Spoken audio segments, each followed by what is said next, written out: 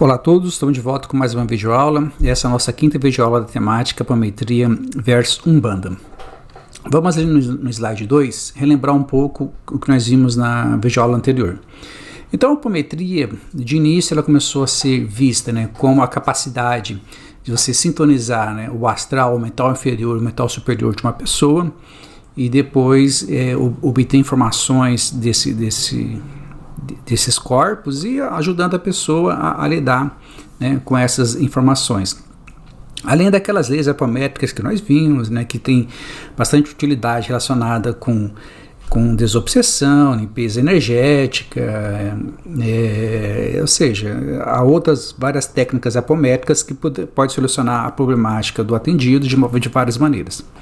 Uma outra interpretação que começou a surgir também foi a questão dos níveis e subníveis, então enxergando ali que cada corpo poderia se dividir em 7 níveis, e cada nível poderia se dividir em 7 subníveis, ou seja, você poderia ter, por exemplo, no corpo astral um nível em que a manifestação dele no sensitivo no médio se daria muito mais por questões relacionadas com angústia. Só que daí você tem várias intensidades de manifestações relacionadas com angústias. Então a gente poderia entender essas várias intensidades como sendo subníveis. Então você teria 7 níveis e aqui 7 subníveis. Então essa foi uma das maneiras, uma interpretação que se teve dos fenômenos da apometria. Você começou a trabalhar disso, ou diretamente relacionado com o corpo, ou cada corpo tendo esses níveis, e tiveram resultados muito bons. Continuando, nós vimos também uma analogia entre o nível e o conceito de complexo de Jung, porque o conceito de complexo de Jung ele pode ser visto como pequenas personalidades independentes na psique. Personalidades essas que são reunidas por grupos de sentimentos, pensamentos, lembranças e imagens. De certa maneira, o nível faz esse papel, o conceito de nível da apometria. Só que daí você vai ter ele mais característico com um determinado tipo de características no mental superior, com um determinado tipo de característica no mental inferior e no astral. É como se nós tivesse assim, pegando a analogia com Jung, complexo relacionado ali, mais característico no mental superior, complexo no mental inferior e complexo no astral. E de certa maneira, o médium sensitivo seria capaz de captar, de dar vazão, sintonizar com esses complexos. Com a diferença também é que no caso da apometria, esses complexos traz informações não só da vida presente, mas das outras existências que aquele espírito teve. Então, só para fazer uma analogia entre o nível da apometria e o conceito de complexo de Jung, mostrando que mesmo com pesquisadores diferentes, com objetivos diferentes, mas quando você começa a analisar o psiquismo começa a apresentar alguns fenômenos bastante interessantes, Então, quando a gente começa a analisar esses fenômenos vindo de caminhos diferentes, a gente começa a dar mais confiabilidade naquilo que está sendo descrito, Porque a gente precisa também vir de caminhos diferentes, com olhares diferentes, para saber se a gente não está tendo visões muito equivocadas, Então, como a apometria vem com uma visão, com um objetivo, e Jung vem com outra visão e outro objetivo, a gente percebe ali semelhanças incríveis, Isso quer dizer que realmente eles estão, de certa maneira, tateando o fenômeno de maneira concreta. Além disso, tem as questões de sucesso, dos estudos de casos da apometria, então outro fator de confiabilidade. Continuando com as nossas reflexões, ali no slide 4, a gente vai começar a falar agora, propriamente dito, do Godinho, quando ele vai explicar lá num livro Conflitos Conscienciais, Personalidade Múltiplas e Subpersonalidades, como é que ele começou a ver alguns fenômenos da apometria de maneira diferente. Esse livro também tem várias edições. A edição que nós vamos nos reportar aqui seria a segunda edição, e nós vamos colocando a página, da onde nós tiramos, e depois quem quiser conferir lá, fica à vontade, Bom, vamos ler e depois vamos analisando aquilo que nós estamos lendo.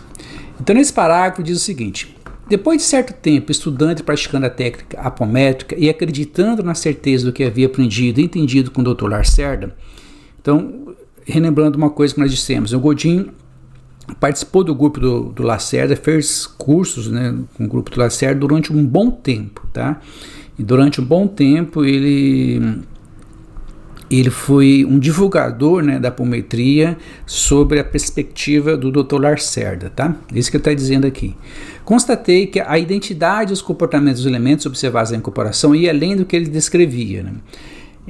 Então aquela relação que nós falamos, que o Dr. Lacerda enxergava ali, né, essa sintonização ou desdobramento do corpo astral e do corpo mental, mas o Godin percebeu, né, que ali nessas manifestações existia várias características relacionadas com o corpo astral, várias características relacionadas com o corpo mental. Então ele começou a perceber, né, esse fenômeno poderia ser interpretado de maneira diferenciada.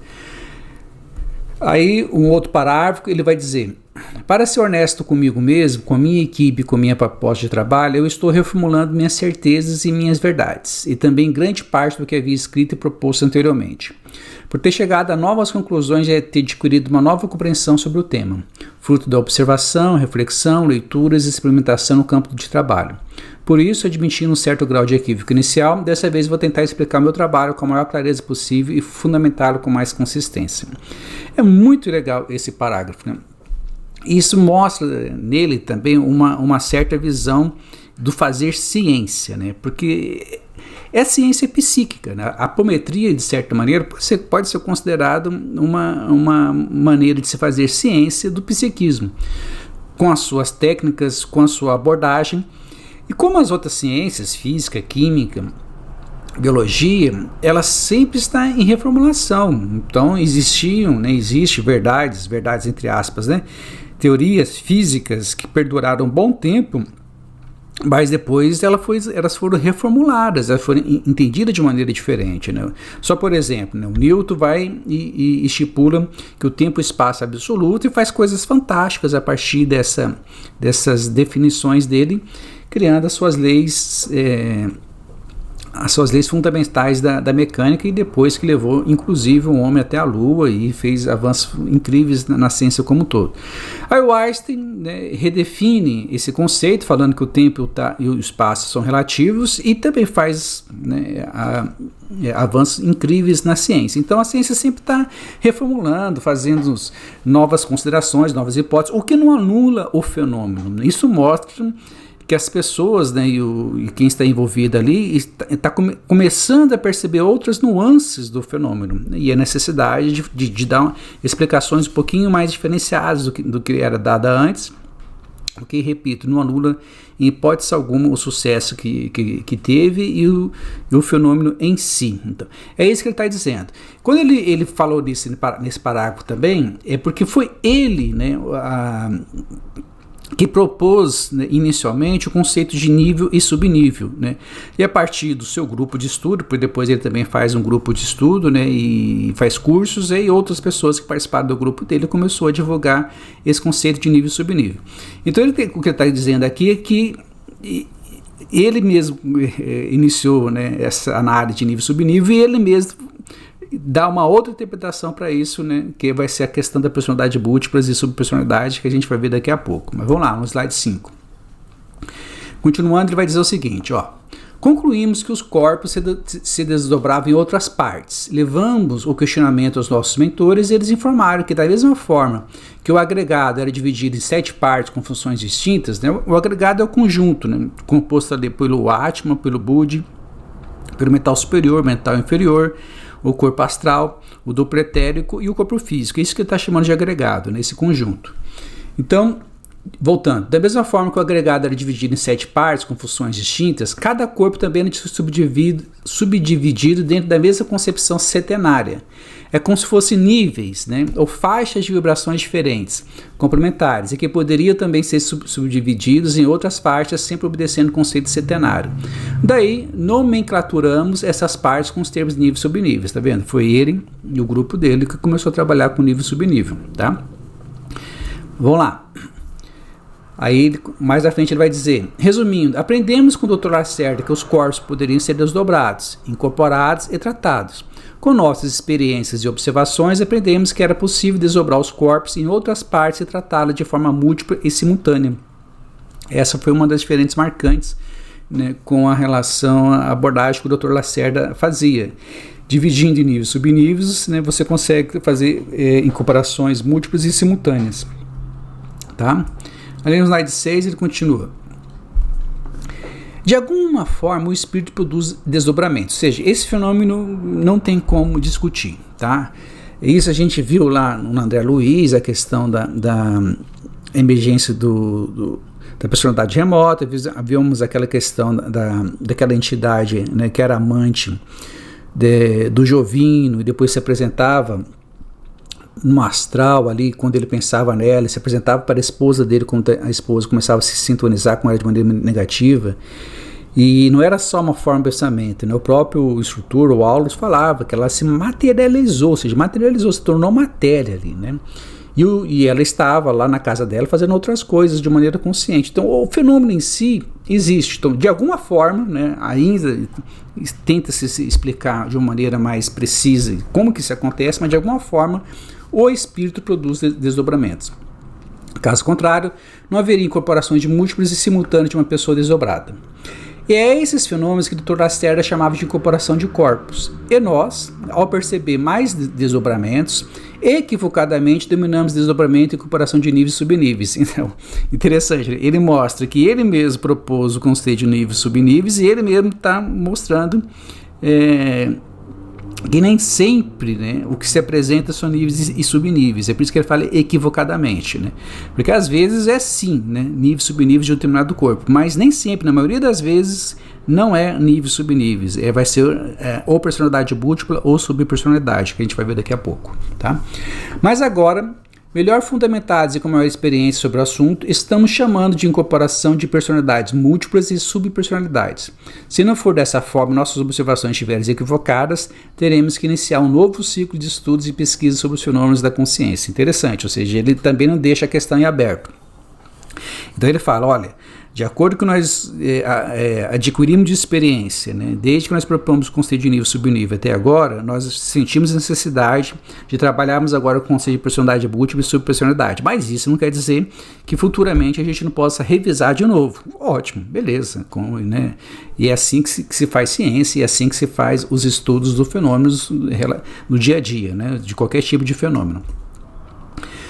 Então no slide 7 a gente vai então tentar, né, clarear um pouquinho aqui. Então o Dr. Lacerda propõe, né, a questão dos desdobramento, né, e ele foca de início principalmente no médio, ou seja, se o médio fosse um médio vidente e você fizesse o desdobramento dele, né, no corpo astral, ele poderia ter uma liberdade de ação muito grande ali no astral.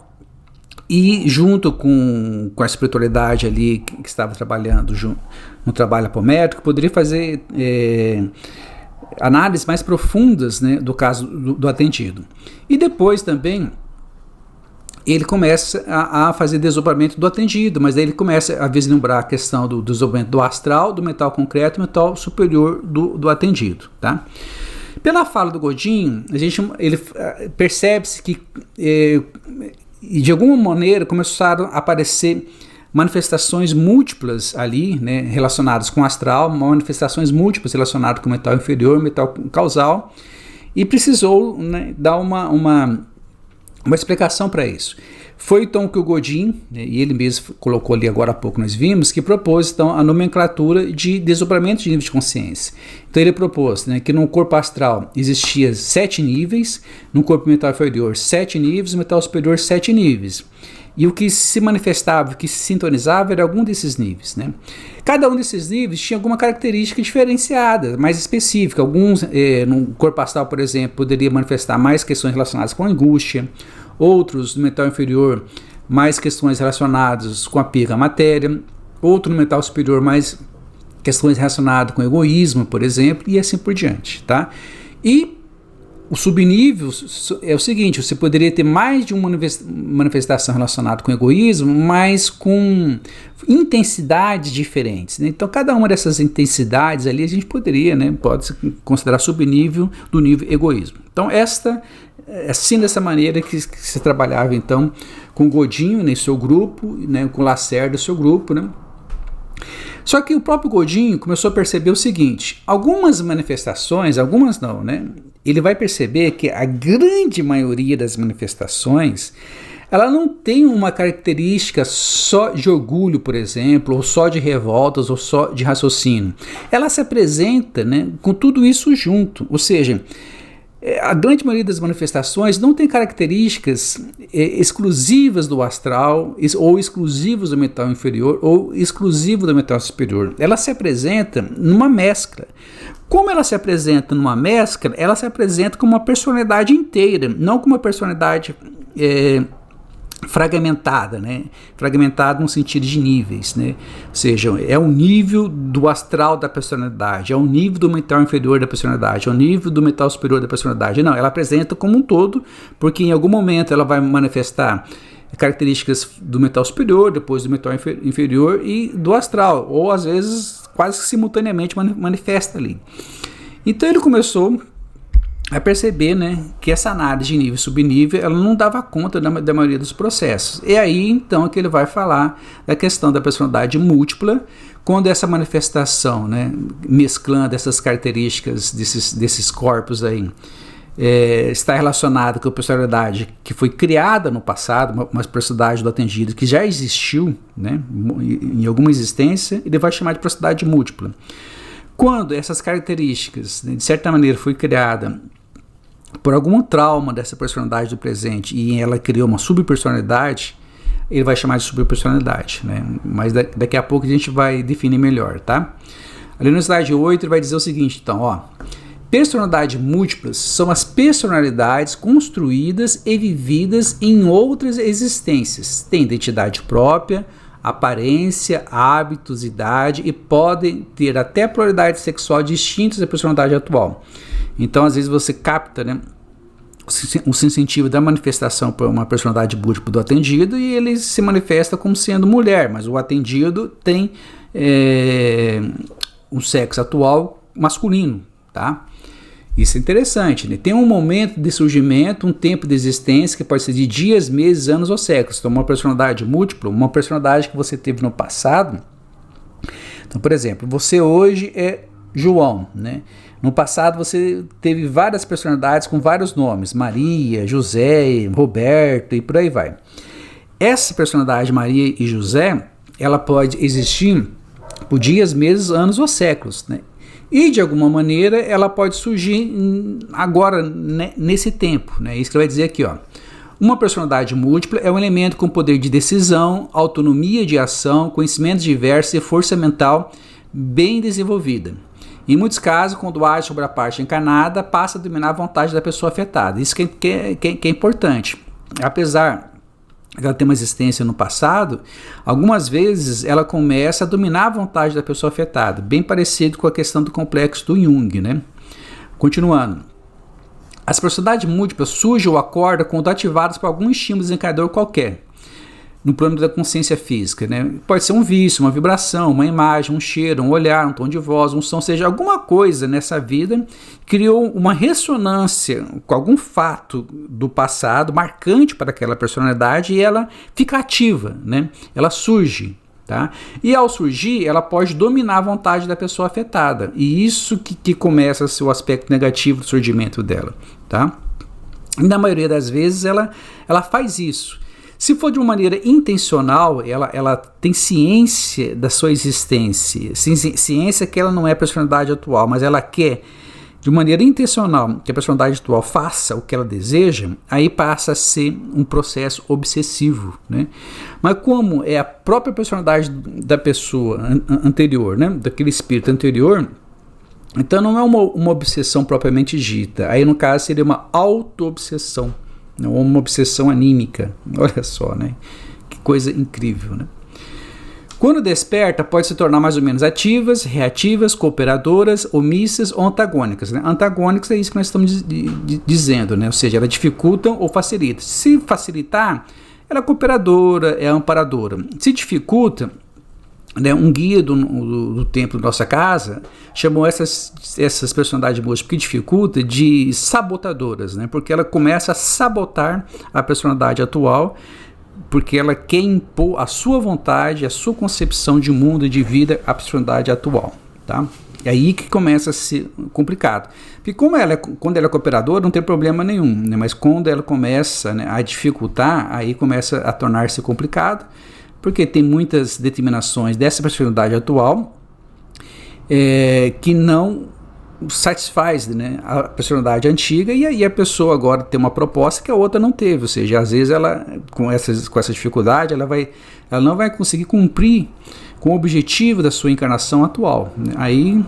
Aí complica tudo, né?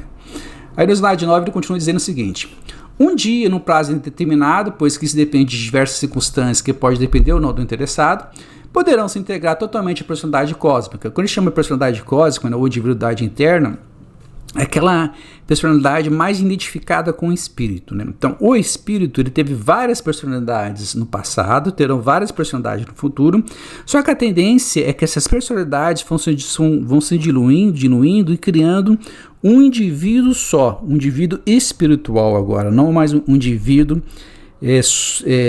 relacionados, né, com o que nós chamamos de ego, né? É um indivíduo que eles chamam de personalidade cósmica, uma divindade eterna, ou seja, é muito próximo ao que o espírito é em si, tá?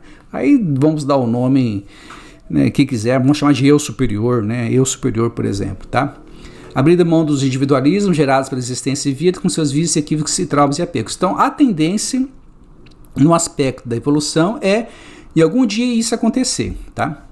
É impossível determinar o seu número, ou seja, é impossível determinar a quantidade de personalidade múltipla, porque nós não sabemos quantas existências nós tivemos e também quais delas temos eventos a ser revistos e ressignificados. Isso é importante, as personalidades múltiplas que de alguma maneira serão ativadas, né, por estímulos dessa existência, é porque tem algum evento ou alguma coisa que precisa ser revista e ser ressignificada. Ela pode se entregar por orientação, né, do encarnado, por orientação do espírito, por influência de outras personalidades, quando se dá um equívoco do que estão vivendo, ou quando entra em colapso por falta de energia que as alimenta, né? Ou seja, alguma energia ali, né, alimentou, algum trauma alimentou. E nesse caso, né, a proposta da captação psíquica do Godin é, por meio de um sensitivo, captar essa personalidade, ela começa a se manifestar, começa a falar. Então ela é recebida, amparada, esclarecida, né? Mostra para ela, por exemplo, outras existências, né, que ela teve, mostra o encadeamento dessas existências, mostra as consequências dos atos delas atuais, o que ela precisa fazer para se modificar, o que ela precisa fazer para se fortalecer, para se harmonizar. E feito isso, ela pode então mudar a sua sintonia, né, e essa energia que ela alimentava pode se diluir, né, e ela pode simplesmente não mais se manifestar de maneira negativa. Na realidade, a verdadeira integração ocorrerá quando adquirir consciência da realidade psíquica e espiritual, aí sim, né, dilur-se-ão, né, na personalidade atual e depois na individualidade eterna. A subpersonalidade, né, são os desdobramentos e projeções da consciência física ou personalidade atual da pessoa encarnada, ou seja, da mesma forma que a personalidade é múltipla, né, a subpersonalidade é um elemento com poder de decisão, autonomia de ação, só que ela foi criada nessa vida, né, isso que está mostrando ali no slide 10, por exemplo, nessa vida o José, lá com uns 12 anos de idade, teve um problema muito grave, né, familiar ali, envolvendo o pai, envolvendo a mãe, em que o José criou o seu psiquismo criou uma subpersonalidade para dar conta daquilo, tá? E durante um bom tempo, dos 12 até os 22 anos, aquela subpersonalidade foi muito forte. Agora o José está com 50 e poucos anos, e de alguma maneira aconteceu algo em 50 e poucos anos que reativou essa subpersonalidade que o José teve, né, dos 12 aos 22 anos. Só que o José está num outro tempo, num outro momento, com outros objetivos, a vida dele é outra, os personagens que estão ao seu redor são outros, mas essa subpersonalidade do passado está impondo a sua vontade, assim como acontece com a personalidade múltipla, ela tem uma autonomia de ação, e se o José atual não tomar cuidado, ela vai impor a vontade dela, prejudicando o momento atual dele, tá?